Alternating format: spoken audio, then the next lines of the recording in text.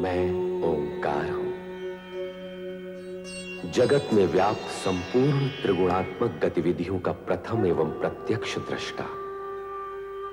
मेरी दिव्य दृष्टि से जगत का कोई भी परमाणु अछूता नहीं। मैंने देखा कि शक्ति स्वरूपा सती ने प्रजापति दक्ष के यहां जन्म लेकर सृष्टि के रचना क्रम में एक नवीन अध्याय को आरंभ किया। सूर्य की ओजस्विनी किरणों की भांति कन्या सती युवती सती के रूप में बहनों और सहेलियों के लिए विनोद और हास परिहास का विषय बन गई।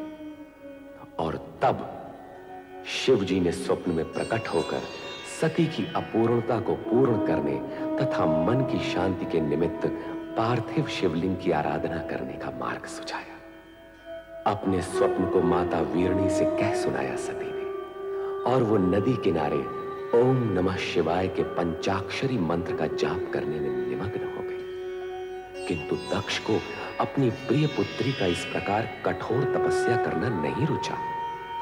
भूतल और भूतल से परे विभिन्न क्षेत्रों में विभिन्न गतिविधियां सक्रिय होती रहीं। छन छन छन छन पायल छनके, खन खन खन खन कंगना खनके।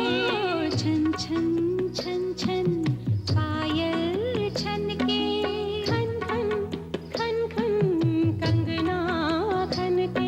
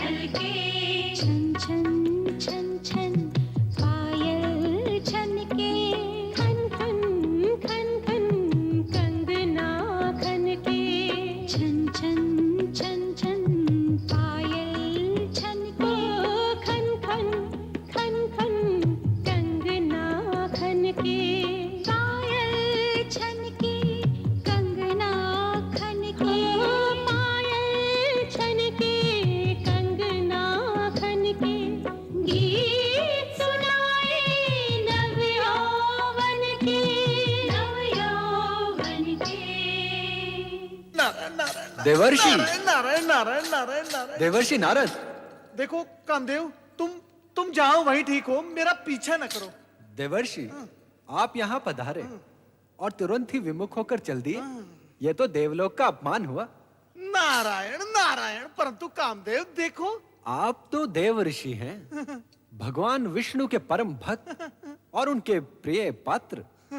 मुझ अकिंचन से आपको कैसा भय? नारायण नारायण। कामदेव, सुना है तुम्हारे पास जो पुष्प बाण है उनमें वो शक्ति है जिससे बड़े बड़े ऋषि मुनियों की तपस्या भंग हो जाती है और वो मोहविष्ट हो जाते हैं, उनमें कामेच्छा निर्मित हो जाती है। सुना तो मैंने भी। नारायण नारायण।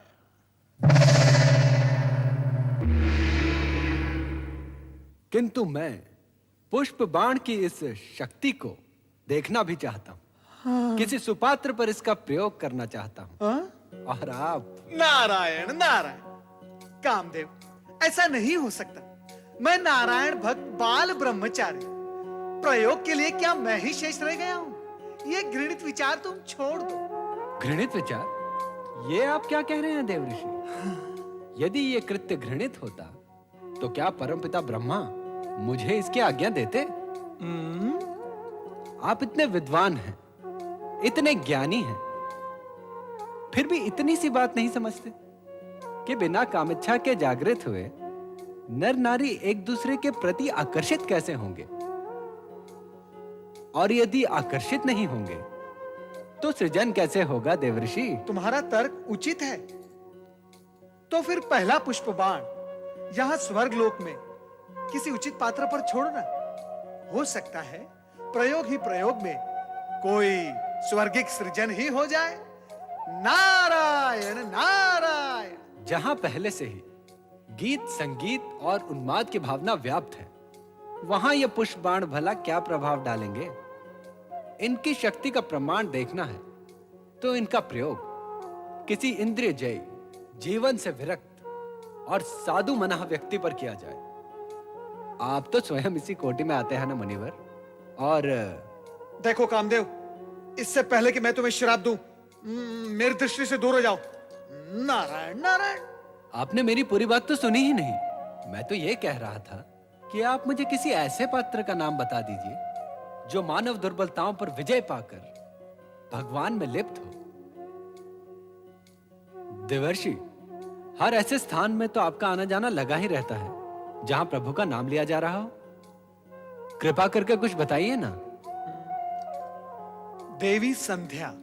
देवी संध्या? ये कौन है देवर्षि?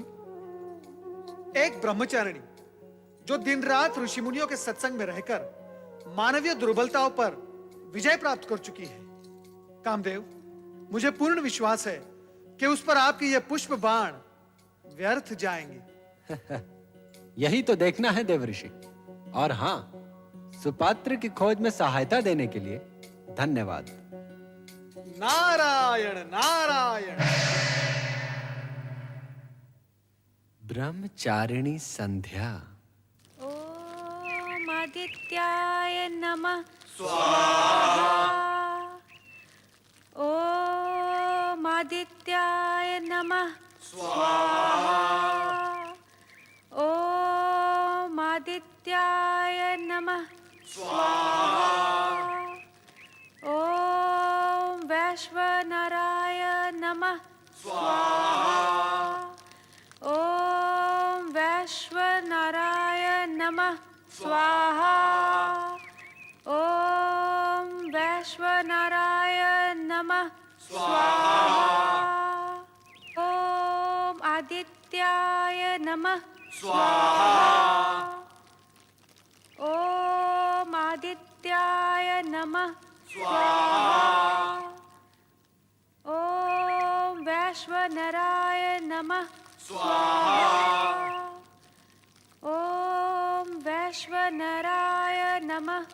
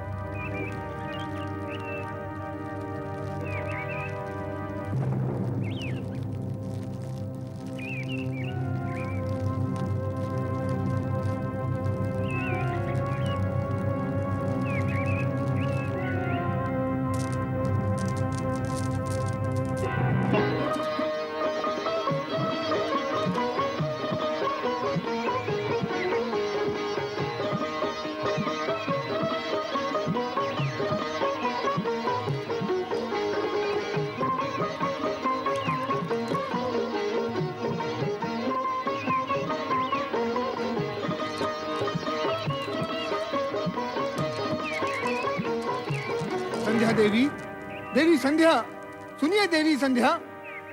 हे ब्रह्मदेव, ये क्या अनर्थ हो रहा है? ओम नमः शिवाय। कामदेव, संध्या,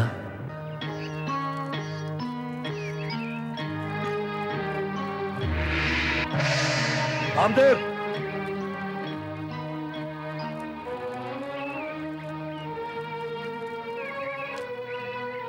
कामदेव, संध्या। हाँ?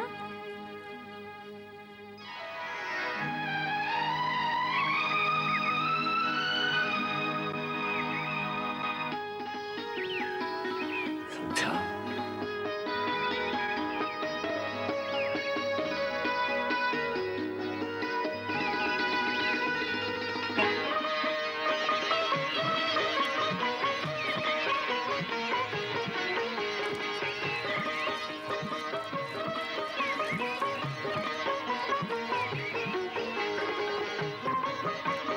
हे भगवान शिव, ये क्या अनर्थ हो रहा है? यदि अरण्यों में स्थित ये पुण्य स्थल भी भोग स्थल बनने लगे तो आप में रमे हम भक्तों का क्या होगा? इस संसार का क्या होगा? हे प्रभु, हमारी रक्षा कीजिए। रक्षा कीजिए रक्षा प्रभु, कीजिए। रक्षा कीजिए हे प्रभु, प्रभु, रक्षा कीजिए। हे प्रभु रक्षा रक्षा कीजिए। कीजिए, रक्षा रक्षा कीजिए।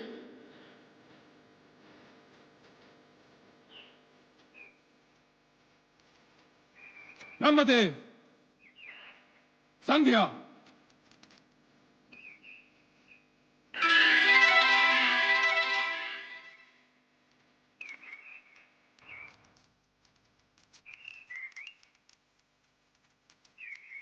ब्रह्मदेव, सृष्टि रचना के साथ साथ धर्म, नीति, सदाचार आदि का प्रचार तथा उनके नियम पालन के लिए प्रेरणा देना भी आपका ही उत्तरदायित्व है।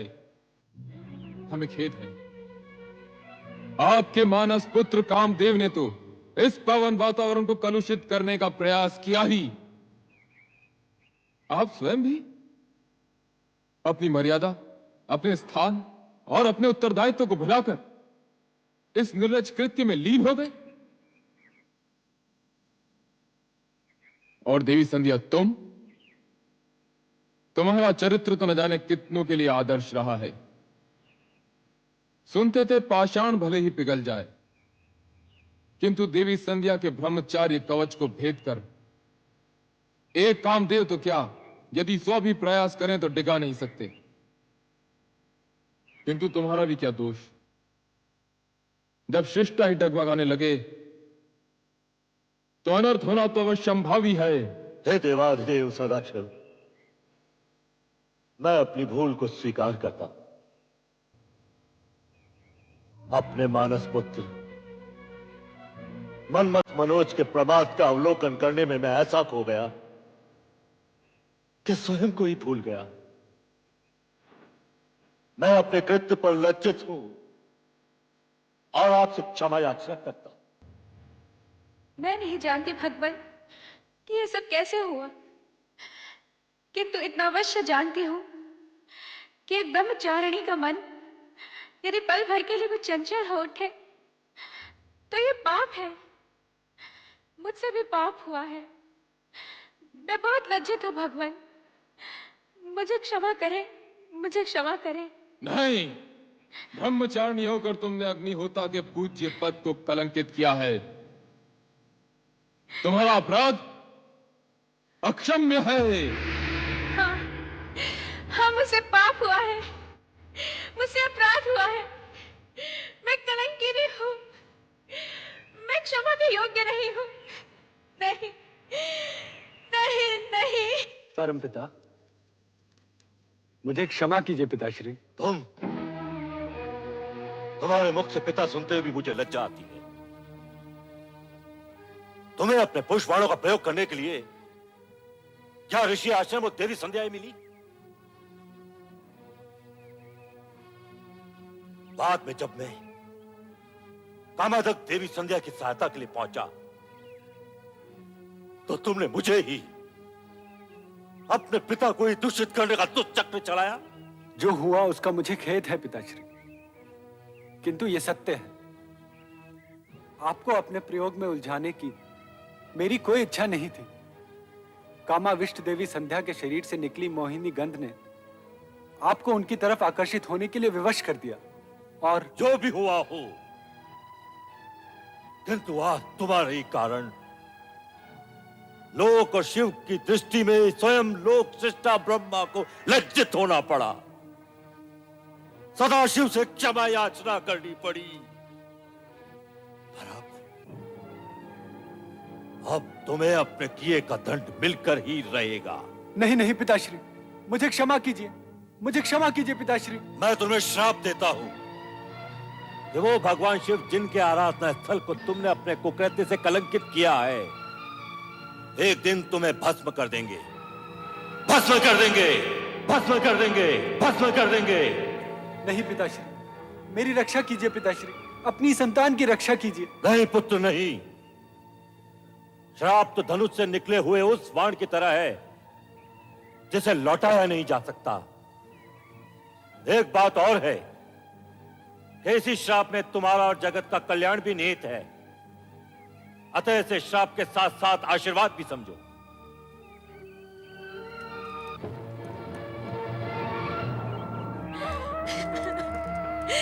मैं पापी हूँ, मैं अपराधी हूँ, मैं पापी हूँ, मैं कलंकिनी हूँ, मैं कलंकिनी हूँ, मैं कलंकिनी हूँ, मैं कलंकिनी हूँ, मैं कलंकिनी हूँ, मैं कलंकिनी हूँ, मैं कलंकिनी हूँ, मैं कलंकिनी हूँ, मैं पापिन हूँ, मैं पापिन हूँ, मैं पापिन हूँ, मैं कलंकिनी हूँ।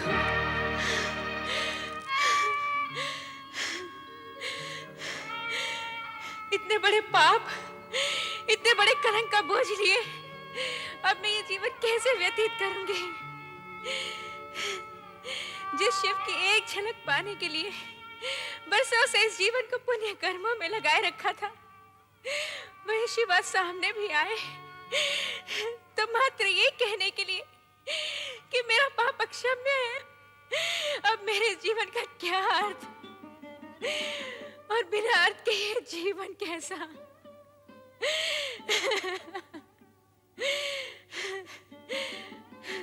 तो आज मैं इस जीवन का अंत ही किया देती हूँ। ठहरो देवी संध्या, इस तरह स्वयं को समाप्त करने का तुम्हें कोई अधिकार नहीं। तुम ब्रह्मदेव की मानस पुत्री हो। तुम अपनी भूल का प्रायश्चित भी वैसे ही करोगी जैसे ब्रह्मा जी चाहेंगे। ओम नमः शिवाय, ओम नमः शिवाय, ओम नमः शिवाय, ओम नमः शिवाय, ओम नमः शिवाय। ओम नमः शिवाय। ब्रह्मा जी, ऋषि श्रेष्ठ वशिष्ठ, प्रणाम देव। सृजनकर्ता ब्रह्मा जी, मेरे आश्रम में पदार्पण करके आपने मुझे कृतार्थ किया। आसन ग्रहण करके जलपान करे देव। हम तुम्हारे पास चिंता युक्त आए हैं। हमारे ही मानस पुत्र कामदेव से आज एक बहुत बड़ा अपराध हुआ है।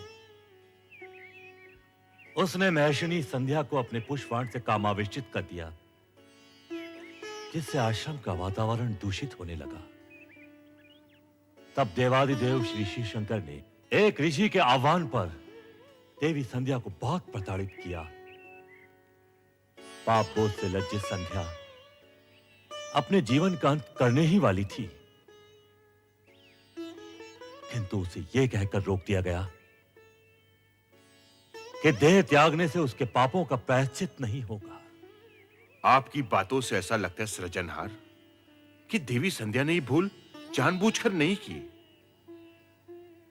हे ब्रह्मा जी, आपसे प्रार्थना है कि आप देवी का मार्गदर्शन करें और उन्हें प्रायश्चित करने का उपाय बताएं। मात्र एक उपाय है, वो है देवादिदेव श्री शिव शंकर के क्रोध को अपनी तपस्या से शांत करना। तुम्हारे पास हम इस कारण से आए हैं कि तुम देवी संध्या के पास जाओ, शिव महिमा और शिव तपस्या की विधि से उन्हें अवगत कराओ। जो आज्ञा परमदेव।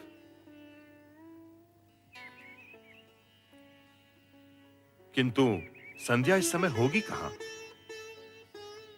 संध्या अपने आश्रम के पास वाले वन में एक पर्वत पर बैठकर अश्रु बहा रही होगी।